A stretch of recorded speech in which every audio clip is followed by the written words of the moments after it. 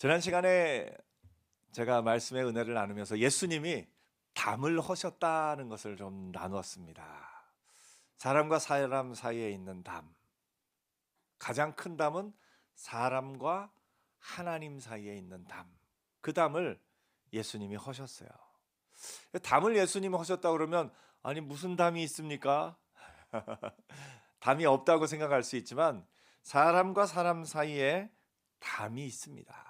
적대감의 담이 있고 여러 가지 담이 있어요. 그런데 그 담을 예수님께 허셨는데 가장 큰 담은 하나님과 우리 사이에 막혀 있던 그 담을 예수님이 친히 허무셨다라는 것을 우리가 이해할 수 있습니다. 사실 담이 있다는 걸 조금 다른 어떤 조금 철학적인 용어로 표현하면 그게 소외됐다는 거예요. 소외. 하나님과 우리 사이에 사람이 죄를 범함으로 말미암아 그전에는 하나님과 함께 생활하던 사람이었는데 하나님으로부터 멀리 떨어져서 소외된 삶을 경험하게 되었습니다. 사람들이 그 소외를 극복하려고 이기려고 무슨 방법을 쓰는지 아세요? 첫째로는 다른 사람을 소외시킵니다. 그래서 나는 저 사람보다는 좀 나아 하면서 안심합니다. 둘째로는 그 아무 누구도 나를 무시하지 못할 만큼 나를 소외시키지 못할 만큼 어떤 것을 쌓으려고 합니다. 근데 이 모든 게 다 헛된 수고죠. 사람들은 제일 먼저 내가 좀 소외될까 봐 미리 다른 사람을 소외시킵니다. 역사적으로는 왼손잡이를 그렇게 소외시키기도 했고요. 또 정신병원을 만들어서 따로 이렇게 감금하면서 그런 과정 가운데 저 사람들은 그러니까 예전의 정신병원은 오늘날에 우리가 치료를 위해서 만드는 정신병원과 좀 다른 그런 어떤 부분이 있습니다. 또 어떤 감옥을 만들고 또 이런저런 걸 만들므로써 저 사람들보다는 우리가 이런 마음으로 살아가고 있습니다. 마녀 사냥도 사실 그랬죠. 오늘날에도 근데 이 마음은 오늘날에도 있어요. 아이들이 학생들이 누군가를 왕따시키는 거 본능적으로 쟤를 왕따시키면서 쟤보다는 그래도 나는 여기 소속돼 있어 이런 마음이 있어요. 누군가를 적대시하면서 그래도 저 사람보다는 내가 이런 마음으로 사람들이 살아가고 있습니다. 우리 가운데도 그게 있어요. 우리 가운데도 몇몇 내가 생각하는 저런 사람, 저 사람보다는 내가 이런 마음을 가짐으로써 내가 그래도 좀 괜찮다 생각하면서 살아가고 있지만 그렇지 않다라는 걸 우리가 생각해 볼 수 있습니다. 또 하나 사람들이 하는 것은 뭐냐면 누군가에게 이렇게 소외당하기 싫어서 돈을 많이 벌려고 합니다. 내가 돈을 많이 벌면 사람들이 나를 무시하지 못할 거야. 내가 권력이 있으면 사람들이 나를 무시하지 못할 거야. 그래서 소외되지 않은 삶을 살아가려고 그런 것들을 해봅니다. 그러나 다른 사람을 소외시키는 것과 재산, 돈과 어떤 권력을 쌓는 것은 궁극적인 해결책이 되지 못합니다. 왜냐하면 사람의 영혼 깊은 곳에 영원한 소외감이 있는데 그게 뭐냐면 하나님으로부터 소외되었기 때문에 그래요. 하나님 앞에 인정받지 못하는 사람은 그 어느 누구에게 인정받아도 소용이 없어요. 마음이 허전합니다. 외롭습니다. 소외된 삶을 살아가고 있는 것을 봅니다. 오늘 여러분 돈을 많이 쌓은 사람들, 권력을 많이 쌓은 사람들, 그 돈이, 그 권력이 그 사람을 평생 지켜주나요? 아닙니다. 최고의 권력에 오른 사람, 최고의 돈을 가진, 가장 많은 돈을 가진 사람도 한순간에 그게 없어지면 무너져 내립니다. 사실 사람에게는 살아가면서 딱 한 사람이 필요합니다. 그 사람이 누구냐면 내가 무슨 일을 해도, 이제 일이라고 하면 좀 평범한데 내가 무슨 짓을 해도 무슨 일을 해도 나를 받아줄 수 있는 딱 한 사람이 필요해요. 설사 내가 어떤 큰 잘못을 저질러 했다 해도 내 편이 되어줄 수 있는 딱 한 사람이 필요해요. 근데 그게 부모님이면 좋겠는데 경우에 따라서는 이제 부모님이 내 편이 아니다라는 그런 어떤 너무 엄한 부모님이거나 혹은 부모님이 계시지 않았거나 혹은 부모님이 이혼을 하셨거나 이런저런 경험으로 말미암아서 부모님이 내 편이 아닐 수 있다라는 그런 어떤 불안감을 갖고 사는 사람은 평생 이 소외감, 외로움, 고독, 허무함의 문제를 해결하기가 더더욱 어렵습니다. 그래서 결혼하면서 이 결혼한 배우자가 내가 무엇을 해도 내 편이 돼줄 수 있는 한 사람이 되기를 바라면서 결혼을 합니다. 결혼을 하고 나면 나의 가장 부끄러운 것까지 다 보여주는 그 관계 속에서 안정감을 얻고 싶어 하는데 그게 생각만큼 쉽지 않습니다. 그래서 내가 무슨 일을 해도 내 편이 돼줄 수 있는 단 한 사람이 필요한데 그 한 사람이 찾기가 정말 어려워요. 정말 어려워요. 자녀를 낳고 나서요. 이 자녀는 내 편이 돼주겠지 하는 마음으로 온갖 것을 다 헌신하고 그 자녀를 키우는데 이 자녀가 내 편이 아닐 때가 많네요. 이러면 참 어렵습니다. 오늘 여러분에게는 내가 무슨 일을 해도 내 편이 돼줄 수 있는 한 사람이 있습니까? 그 한 사람이 사실은 있어야 되는데 없어요. 이게 소외라는 거예요. 이게 담이 막혀 있다는 거예요. 근데 이 문제를 사람 속에서 답을 찾으려고 하면 절대로 답을 찾을 수 없습니다. 이 문제는 하나님 앞에서 찾을 수 있습니다. 하나님 앞에서 이 믿음으로 말미암아 하나님의 자녀가 되고 나면요. 하나님은 나의 모든 연약함, 나의 부족함에도 불구하고 내 편이 되어주시는 은혜가 있는 줄 믿습니다. 우리 믿음으로 한번 고백해 볼까요? 하나님은 내 편이십니다. 아멘. 하나님이 여러분을 사랑하시고 여러분을 자녀 삼아 주셨어요. 그 하나님은 사실은 하나님이 내 편이 될 분이 아니셔요. 내가 뭐가 뛰어난 것이 있다고, 내가 무슨 능력이 있다고 하나님이 내 편이 되십니까? 근데 하나님이 우리의 편이 되기로 작정을 하셨어요. 예수님을 이 땅에 보내셔서 우리의 죄의 문제를 해결하시고 그 예수를 믿는 사람에게 내가 내 편이 되겠다. 그래서 옆에 한번 자랑스럽게 얘기해 주세요. 하나님이 내 편이십니다. 아멘. 그러므로 이제 우리가 어떻게 살아야 되느냐? 내가 하나님 편이 돼야 돼요. 하나님의 말씀대로 하나님의 뜻대로 살면서 내가 이제는 하나님 편이 되는 그런 삶을 살아야 돼요. 그걸 위해 예수님이 죽으셨습니다. 그 담을 헐기 위해 예수님이 죽으신 거예요. 그러므로 이제 저와 여러분은 적대감의 그런 어떤 담, 사람과 사람 사이에 막힌 담을 허무는 자로 사는 은혜 있기를 축복합니다.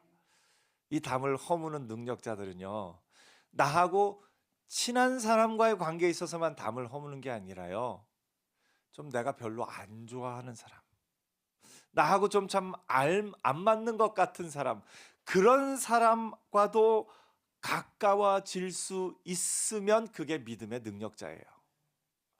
그냥 나하고 잘 맞는 사람하고만 친해지면 그거는 세상 사람도 어느 정도는 할 수 있어요. 교회라는 모임의 특징이 뭐냐면요, 세상에서는 뭐 동호회다 뭐다 친한 사람끼리 모여요. 자전거 좋아하는 사람, 또 운동 좋아하는 사람, 또 뭐 좋아하는 사람, 뭐 좋아하는 사람, 비슷한 사람끼리 모여요. 근데 교회는요, 모여놓고 친해지래요. 모여놓고 친해지래요. 이게 사실은 안 되는 겁니다. 그런데 이게 되는 게 기적이에요. 그게 예수님이 담을 허셨기 때문에 그렇습니다. 예수님이 담을 허셨기 때문에 우리 안에 능력이 생긴 거예요. 무슨 능력? 사람과 사람 사이에 막혀있는 담을 허무는 능력이 생긴 거예요. 그래서 교회는 어떤 곳이냐? 나이 많은 사람과 나이 어린 사람이 함께 할 수 있는 곳이 교회인 줄 믿습니다. 남자와 여자 또는 또 학력이 높은 사람이나 그렇지 않은 사람, 돈이 많은 사람이나 적은 사람 모두가 다 교회 안에서 담이 없이 하나 될 수 있는 곳, 그것이 교회입니다. 참 안타깝게도 요즘에는 교회 내에 그 담이 들어오려고 하는 어떤 경우들을 볼 때 참 안타까워요. 예를 들면 교회 안에서 돈 많은 사람끼리 모이기 시작하면 담이 생기는 거예요. 그래서 교회는 그런 곳이 돼서는 안 됩니다. 교회 안에서 또 요즘에 안타까운 것이 교회 안에서 아, 정치적인 어떤 견해로 말미암아서 정치적인 견해로 또 이렇게 나눠지고 좀 그러는 경우도 있는데 참 안타깝습니다. 여러분, 교회 안에서는 가능하면 정치 얘기 저는 안 했으면 좋겠습니다. 우리가 선거에 투표하는 곳에는 내가 적극적으로 기도하면서 참여하는 거, 그거는 하나님의 일이에요. 그런데 정치적인 어떤 견해에 따라서 서로 적대감이 생긴다면 그거 예수님이 기뻐하시는 일 아닙니다. 교회는요, 어떻게 보면 좌도 품고 우도 품을 수 있어야 됩니다. 정치적인 견해는 다를 수 있지만 예수 안에서 서로 다른 의견 가진 사람도 나하고 완전히 다른 사람과도 대화하면서 그 사람의 좋은 점은 받아들이고 또 서로 간에 서로를 이해할 수 있는 곳, 그것이 교회가 되는 것이고 그것이 교회에 임한 은혜인 것을 오늘 우리가 보게 됩니다. 오늘 여러분의 주변에 있는 적대감의 담들을 허는 능력자로 살기를 축복합니다. 나하고 생각이 다르고 나하고 어떤 것이 다르다 할지라도 그 사람을 있는 그대로 인정하고 받아줄 수 있는 곳, 그것이 교회가 되어야 할 줄 믿습니다. 교회는요, 이처럼 소외되고 소외시키고 소외 가운데 고통스러워하는 세상 가운데서 이 소외의 담을 허물어버리고 화목의 화평의 은혜를 누리는 것, 그것이 교회입니다. 그는 우리의 화평이신지라 둘로 하나를 만드사 원수된 것 곧 중간에 막힌 담을 자기 육체로 허시고 또 십자가로 이 둘을 한 몸으로 하나님과 화목하게 하려 하심이라. 원수된 것을 십자가로 소멸하시고. 오늘 여러분 마음에 혹시 나는 이 사람들하고는 대화를 안 할 거야 하는 어떤 적대감의 그런 어떤 마음이 있다면 이 시간 예수 안에서 허무는 은혜 있기를 축복합니다. 나는 나하고 생각은 다르지만 나는 이런 사람과도 대화를 하고 이런 사람도 내가 받아줄 수 있는 그런 마음이 저와 여러분에게 있었으면 좋겠습니다. 교회는 이처럼 적대감의 담을 더 쌓는 곳이 아니라 적대감의 담을 허무는 곳이 교회입니다. 그래서 교회 안에서는 나이 때문에, 남녀 어떤 성별 때문에, 지역 때문에, 우리나라가 어떤 지역에 관계없이 평화로워질 때까지 가급적이면 고향도 안 물어봤으면 좋겠어요. 그냥 예수 안에서, 믿음 안에서 하나 되면 좋잖아요. 그게 예수님이 원하시는 거잖아요. 그리고 우리 안에 그런 어떤 학력이나 그런 거에 어떤 것에 담이 허물어지기 전까지는 어느 대학 나왔는지 좀 안 물어보고 그냥 은혜 안에서, 예수 안에서 서로를 귀히 여기며 서로에게 있는 어떤 적대감의 담을 허무는 그런 문화가 특별히 우리 교회 가운데 지금 있는 이 문화가 계속 있는 은혜 있기를 축복합니다. 돈을 얼마나 가졌는지 뭐 그런 것이 기준이 아니라 그냥 예수 안에서 서로가 서로를 존귀히 여기며 그 은혜 가운데 사는 것, 그것이 예수님이 십자가에 달려 죽으신 이유입니다. 그러면서 아까 말씀드린 대로 내가 무슨 일을 하든 나를 받아줄 수 있는 딱 한 사람이 필요하다고 했는데 부모님에게서 혹은 가족에게서 못 얻은 그 딱 한 사람이 신앙의 동역자로 있으면 제일 좋을 것 같습니다. 오늘 바울이 그걸 얘기하는 거예요. 그러므로 이제 너희는 외인도 아니요 나그네도 아니요 오직 성도들과 동일한 시민이요 하나님의 권속이라. 무슨 말입니까? 권속이라는 말은 이제 뭐 친척이라는 말이에요. 형제 자매라는 말이에요. 하나 되었단 말이에요. 그러니까 전에는 서로 소외시키고 서로 막힌 담이 있고 이렇게 멀리 있던 그들이 예수 안에서 하나 되어서 이제 교회에서 만난 사람이 내가 무슨 일을 해도 내 편이 돼줄 수 있는 한 사람이 될 수 있다라고 바울이 이야기하고 있는 겁니다. 오늘 우리가 믿음 안에서 서로를 인정하고 존중하며 하나 한 편이 되어줄 수 있는 은혜가 있었으면 좋겠습니다. 옆에 한번 얘기하세요. 저는 당신의 편입니다. 옆에 한번 더 얘기하세요. 제 편이 돼주세요. 그래서 내가 어떤 상황에 있던 일단은 내 편이 돼서 내 손을 잡아주고 나를 위해 기도해 줄 수 있는 그 한 사람이 교회 안에 있으면 그곳이 천국입니다. 그곳이 하나님의 나라가 임하기 시작한 것임을 우리가 보게 됩니다. 세상은 소외시키는 곳입니다. 어떻게 소외시키냐면 어떤 주제를 가지고 A와 B가 나누어지고 어떤 또 다른 주제를 가지고 C와 D가 나눠지고 또 다른 주제를 가지고 E와 F가 나눠지고 그렇게 서로 막 갈라서면서 여기서는 이게 내 편이고 이게 내 편이고 하면서 서로 편을 나누고 저쪽 편을 완전히 적대시하면서 저쪽 편을 완전 바보로 만들어야 내가 좀 똑똑한 것처럼 여겨지는. 그래서 항상 사람들이 너는 몰라서 그래, 너는 몰라서 그래. 이런 적대감의 담들이 점점 커지는 세상 가운데 살아가고 있습니다. 이 적대감이 가다 끝까지 가면 거기서 전쟁이 나오는 거예요. 적대감의 끝은 전쟁입니다.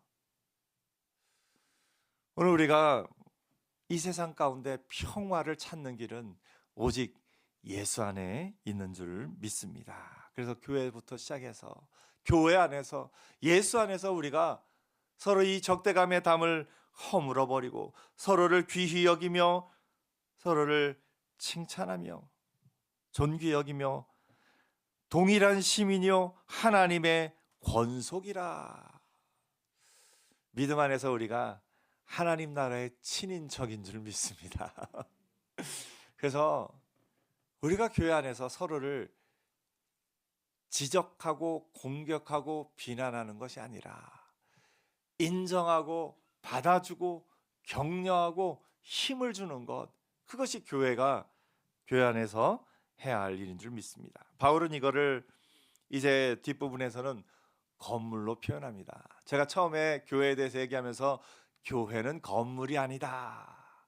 요즘에는 교회 하면은 어느 지역에 있는 어느 건물을 떠올리지만 원래 교회는 이 교회 건물은 교회당이다, 예배당이다 이렇게 이름하고 교회는 여러분 한 사람 한 사람이 교회입니다.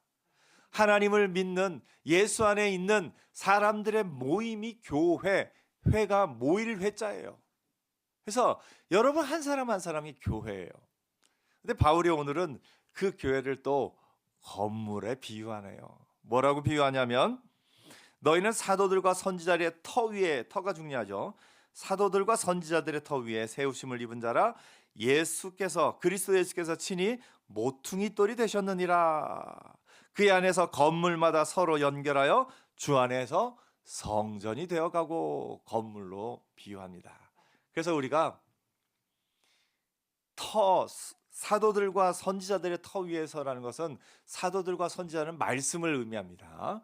말씀의 터 위에서 예수께서 친히 모퉁이 돌이 되셨느니라. 모퉁이 돌은 뭐냐면 기초석입니다. 뭐냐면 요즘에는 아파트를 지을 때 여러분 혹시 보셨나요? 이렇게 전봇대처럼 생긴 동그랗고 긴 것을 바닥에다가 이렇게 하는 거 혹시 보셨나요?